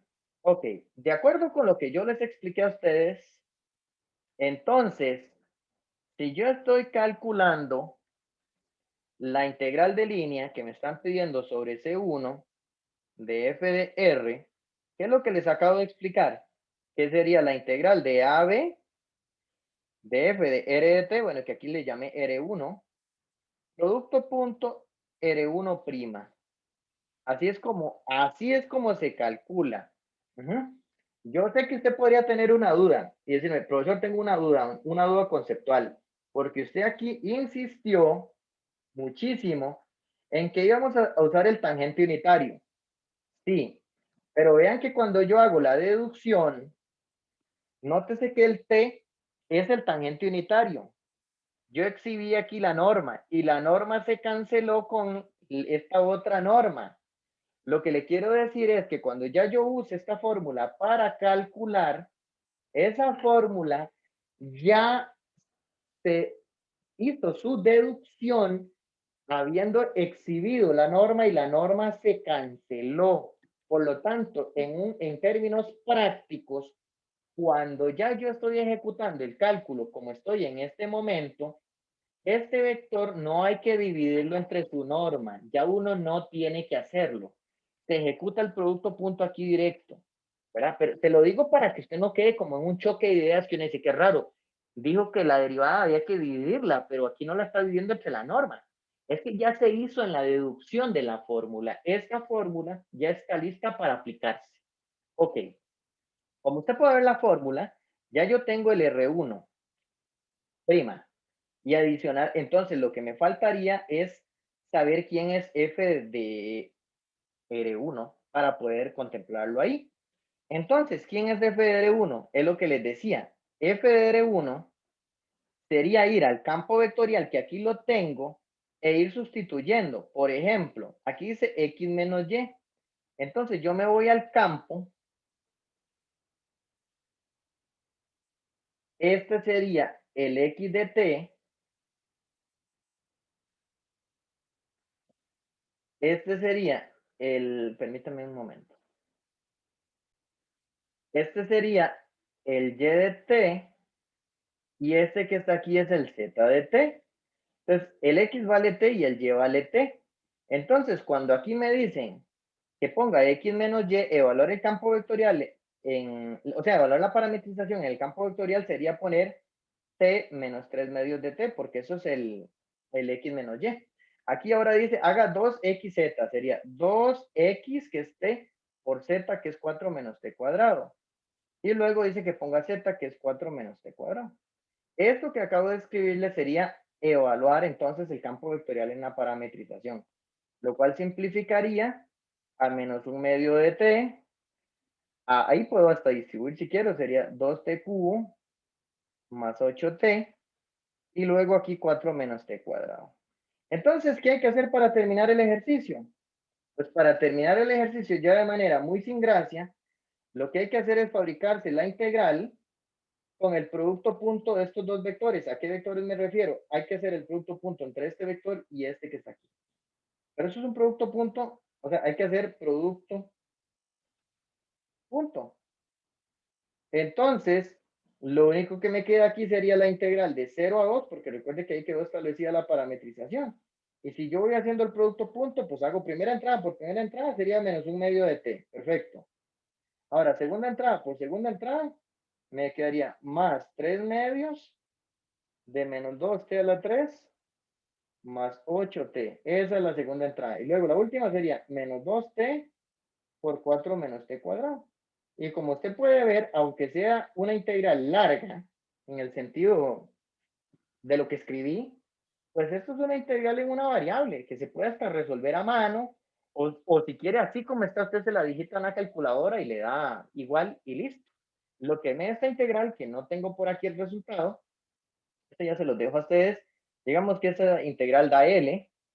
Entonces, si esto fuera un ejercicio en el cual estoy midiendo trabajo, entonces usted me dice que esto da L joules. O sea, ese sería el trabajo. Si es un ejercicio en el cual nada más le dicen que calcule la integral, no le ponga unidades. O sea, ponga unidades solo en el caso que le estén pidiendo calcular trabajo. Pero si no, pues simplemente la integral da L, donde L es el resultado de agarrar esta integral y hacer la mano o metérsela a la calculadora y listo.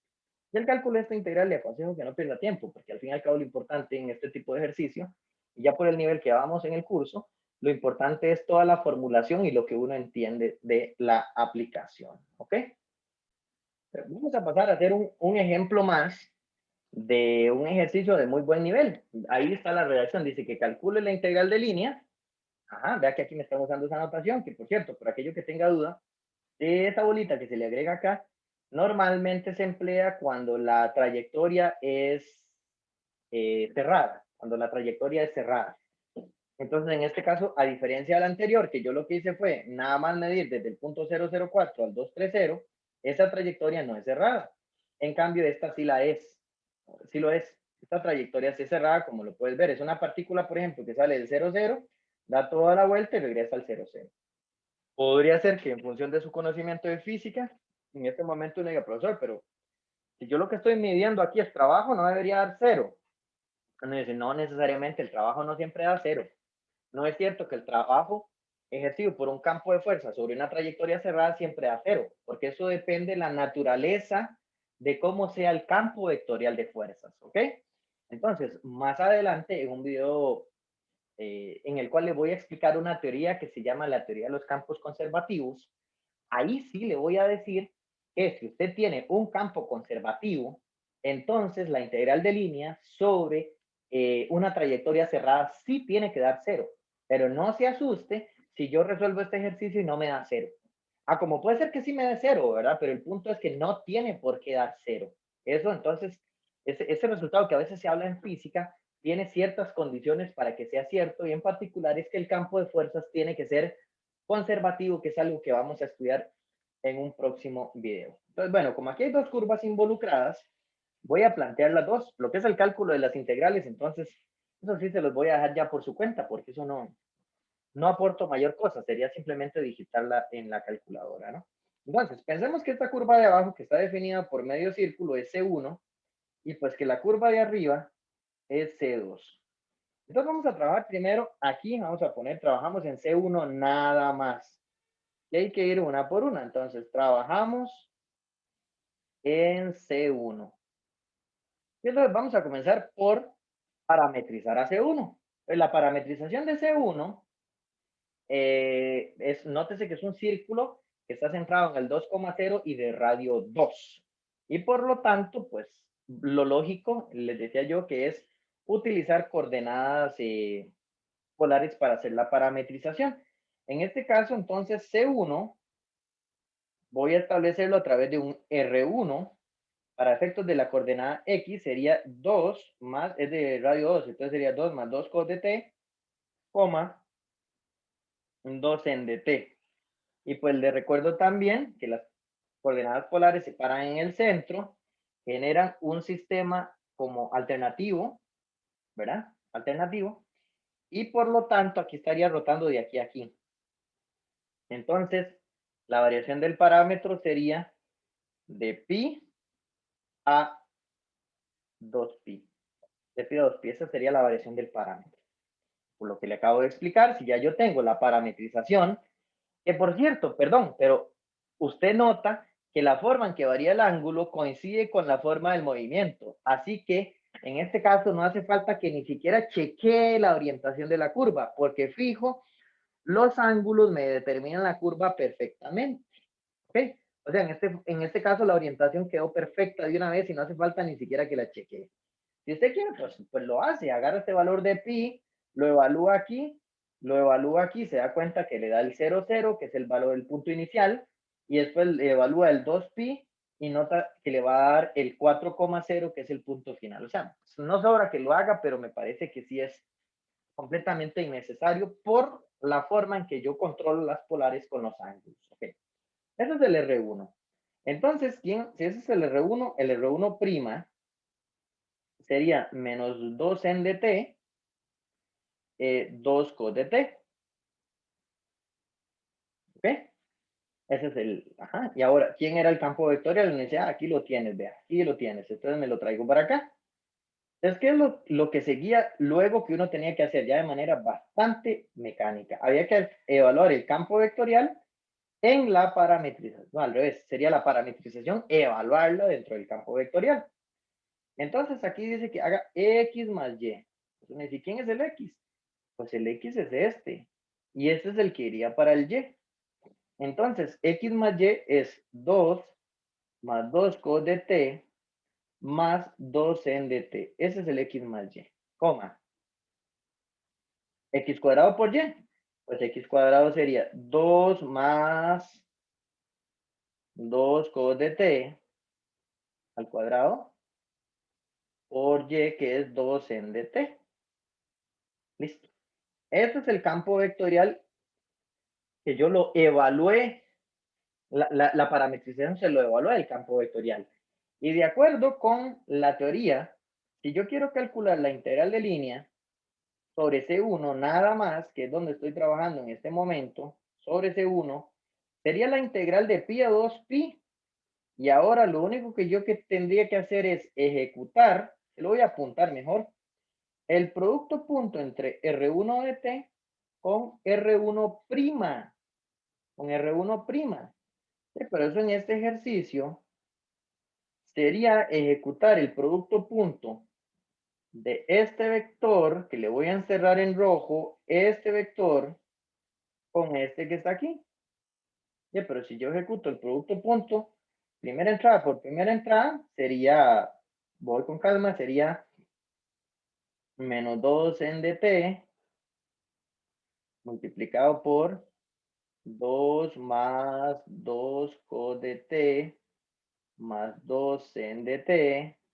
Ajá. Luego, más, ahora tengo que multiplicar este con este. Ve que los dos tienen un 2, entonces sería 4 sen de t cos de t por 2 más 2 cos de t elevado al cuadrado. Cierro y cierro. Y ya le digo que es una integral larga y pues uno no esperaría que un estudiante se ponga a resolver esa integral a mano. No tiene sentido porque ya estamos en un nivel del curso muy diferente. Entonces, esa la haces en la calculadora o en la computadora. Bajo el entendido de eso sí, que si lo haces en la calculadora, tenga cuidado de tener la calculadora en radianes, ¿verdad? Porque estás trabajando con funciones trigonométricas, entonces en radianes. Pues digamos que ya le metí eso a la calculadora y pues digamos que me dio L. Pues me dio L, está bien, ese L usted lo averigua después. Cuando ve el video, pues puede averiguar quién es el L, eso es más irrelevante. El punto es que así es como se trabajaría sobre C1, ¿ok? ¿Qué es lo que vamos a hacer? Voy a agarrar un momento, voy a insertar una página, no puse nada, perdón. Vamos a insertar una página, ¿correcto? Para volver a agarrar esto, copiarlo, lo voy a pegar en esta otra. Es la misma historia, ¿verdad? Nada más que ahora lo que voy a hacer es la versión resumida. Voy a borrar todo esto. Ajá. Y me voy a quedar con la conclusión nada más, porque en la página previa quedó el procedimiento. Digamos que yo hice todo ese ejercicio y me dio que sobre C1 me da L. ¿Ok? En la página anterior quedó el procedimiento para la tranquilidad de ustedes. Ahora, ¿qué es lo que vamos a hacer? Vamos a trabajar en la otra. Entonces, ahora trabajamos en C2. Y aquí es donde sí les voy a aportar un detallillo de cuidado, de acuerdo con lo que les he estado explicando. C2 es esta. Bueno, viendo la ecuación de C2, vea que Y está en función de X. Entonces, como Y está en función de X, lo lógico es poner X igual a T. Entonces, si yo tomo X igual T, me va a quedar que R2, que sería la parametrización, tendría aquí una T, y ahora en la componente Y sería, el 4 lo voy a poner primero, ¿verdad? Voy a poner 4 menos X menos 2 al cuadrado. Entonces sería 4 menos X menos 2 al cuadrado. Con T variando, ¿dónde? Con T variando, y se vea, como usted tomó el T igual a X, uno nota que para esta curva que está aquí, esta curva, el X varía de 0 a 4. Así que sería con el T variando de 0 a 4. Pero, ¿qué sigue? Cuidado con la orientación de la curva. Nótese que si yo tomo T igual 0 y lo evalúo aquí, daría 0,0. Esto también daría 0 porque quedaría 4 menos 4. Entonces, lo que indica esto es que T igual 0 me genera 0, 0. Y con T igual 4 me está generando 4,0. Lo cual me dice que esta parametrización me está suponiendo que el punto inicial es el 0, 0 y que el punto final es el 4, 0. Es decir, esa parametrización supone que la curva, el movimiento se está dando al revés de cómo vienen las flechas.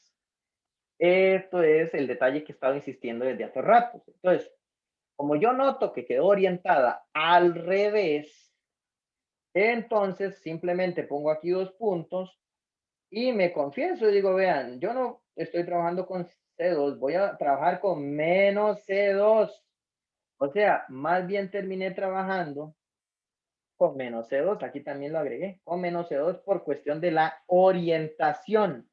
Entonces, cuando ya yo escriba la notación, lo que voy a decir es que estoy calculando la integral sobre menos C2, así se escribiría. ¿Ves? Voy a calcular la integral sobre menos C2. Todo lo estoy trabajando con menos C2. Entonces, aquí tengo la parametrización de menos C2. De ahí deduzco que R1' en su primera componente tiene un 1. En su segunda componente sería la derivada, que sería menos 2 por T menos 2. Esa sería el R1'. ¿Qué me falta para seguir? Bueno, vamos a agarrar esto un momento, lo vamos a bajar. Lo que me faltaría es tomar otra vez el campo vectorial, porque lo necesito. Este que está aquí, me lo voy a traer para abajo porque lo necesito. Y si este es f de x, y, entonces, ¿quién es f? Y aquí es R2, perdón. Aquí es R2, no R1. Ok, tengo que hacer f de R2 de t. Aquí dice haga x más y. En este ejercicio, ¿quién sería el x? El x sería este. Y toda esta cosa que está aquí sería el y. Entonces, hacer x más y, en primera componente me quedaría t más 4 menos t menos 2 al cuadrado. Coma, eso es x más y. Y luego aquí dice, ahora haga x cuadrado por y. Y x cuadrado por y sería t cuadrado por y. ¿Ok? Y cierro. Entonces, esto, ahora, ¿qué es lo que me faltaría ya para terminar? simplemente haría el producto punto entre este vector y este que está aquí, estos dos que les acabo de encerrar, que es el R1, el R2' y el F de R2. Entonces, ¿cuánto? Esto me quedaría entonces la integral ¿de dónde quedó esto? La variación del parámetro de 0 a 4. Quedaría de 0 a 4 y voy ejecutando el producto punto. Entonces, primera entrada por primera entrada, me quedaría t más 4 menos t menos 2 al cuadrado. ¿Ok? Y luego, el segundo por el segundo me quedaría menos 2t cuadrado por t menos 2 por 4 menos t menos 2 al cuadrado. Cierro y cierro dt. ¿Y listo? Esta sería la integral que usted tendría que resolver en el segundo caso. Claro, cuando usted resuelve esa integral, digamos que le da m, pero vea que este resultado es el asociado a menos C2. Por lo tanto, si a usted le da m, la conclusión es que la integral sobre C2 propiamente sería menos m. ¿Ok? Bajo el entendido que yo no estoy diciendo que esto es un número negativo, ¿verdad que no? Lo que le estoy diciendo es cambie el signo a lo que le dio acá. Si, por ejemplo, aquí da menos 50, al cambiarle el signo, aquí va a 50 ya, ¿verdad? Entonces, esto no significa que sea negativo, porque depende del signo que tenga m. Si m es negativo, todo esto es positivo. Si m es positivo, todo esto es negativo. ¿Ah? Y pues ya, para cerrar el ejercicio, entonces, por lo tanto, la integral ahora sobre c de f de r, pues sería sumar los dos resultados. La primera dio L y la segunda dio menos M. Entonces, la suma de esos dos numeritos es lo que me daría la respuesta final del ejercicio, el cual podría ser cero. Sí, sí podría ser cero, pero no tiene por qué serlo. Ok, el video lo voy a finalizar con un detalle de notación que usted podría hacer que se llegue a topar y que puede hacer que esa notación le pueda confundir un poco. Entonces, mejor voy a agregar en este video esta parte de la notación con la intención de que ya usted sepa todo lo que tiene que saber de integral de línea de un campo vectorial. Entonces, supongamos de manera general que yo tengo un campo vectorial cuyos componentes son PQR. Entonces, el F es PQR. Uh-huh. Supongamos que tengo una cierta curva modelada por la parametrización X, Y de t, Z de t. Y por lo tanto, este es el R', ¿verdad? Que es lo que hemos estado trabajando. ¿Y qué fue lo que le conté yo a usted? Que para calcular este tipo de integrales, entonces lo que uno hace es este producto punto. Pero hacer este producto punto, lo que significaría es multiplicar la primera componente del campo ya evaluada, o sea, es agarrar esta, evaluarla y luego multiplicarla por X', más. Luego, la segunda componente evaluada por Y', más la tercera componente evaluada y multiplicada por Z'. Eso es lo que yo estaba haciendo cuando yo ejecuto el producto punto. Por eso es que acá le estoy contando que lo que uno hace es hacer E de R de T, o sea, lo evalúo en el campo y multiplico por X'. Luego Q de R de T por Y', más R de R de T por Z'. Así que esto es el producto punto. Pero ese producto punto, si yo es una cuestión de notación. Pensemos por un momento que yo distribuyo el dt aquí, distribuyo el dt aquí y lo distribuyo acá. Entonces, por ese motivo es que aquí me queda X', aquí me queda Y' de t y aquí Z' de t. Y resulta que es común que esta expresión X' de t se compacte simplemente como un dx, que esta notación se compacte como un dy y que esta se compacte como un dz. ¿Por qué es así? Es súper sencillo. Se lo explico aquí fácilmente, véalo.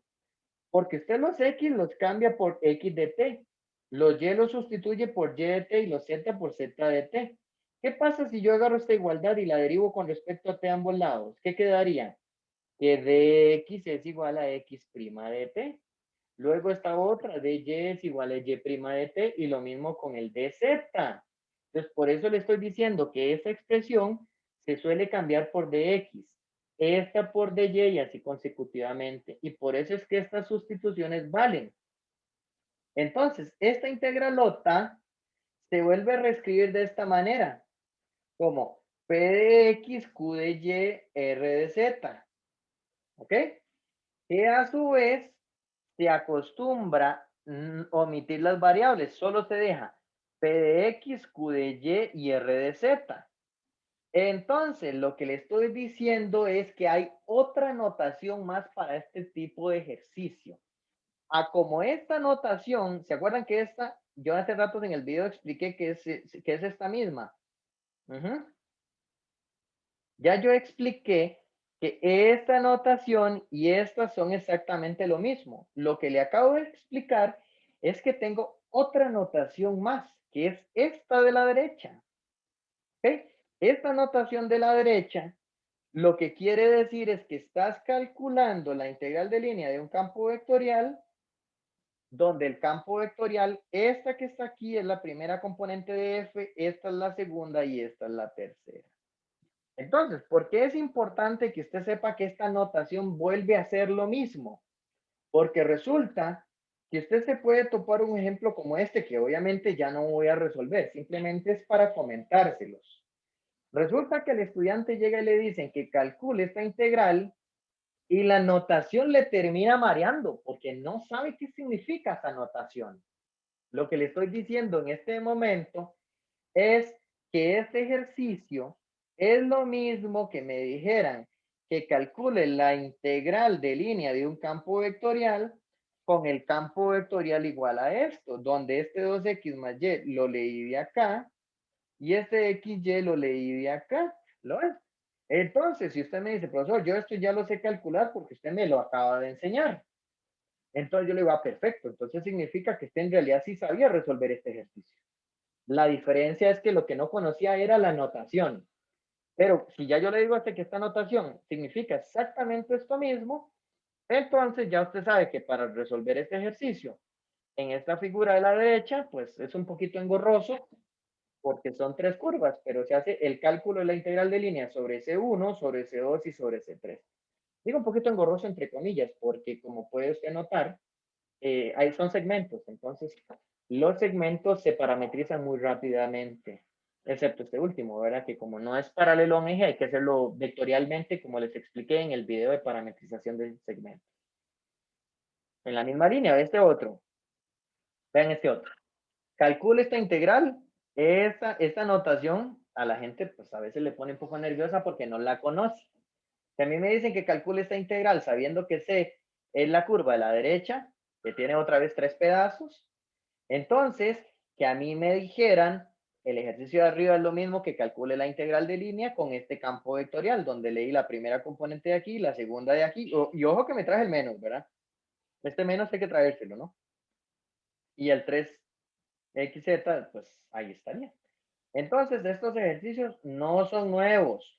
Sin embargo, si usted no conoce la notación, podría pues, terminarse confundiendo. Entonces, ten esto como parte de verificación de lo que ha aprendido usted en este video, que realice el cálculo de estas integrales por su cuenta. ¿De acuerdo? Con eso entonces terminamos el video y pues obviamente estimulando de que complemente el video con práctica correspondiente a este tipo de ejercicios. Muchas gracias.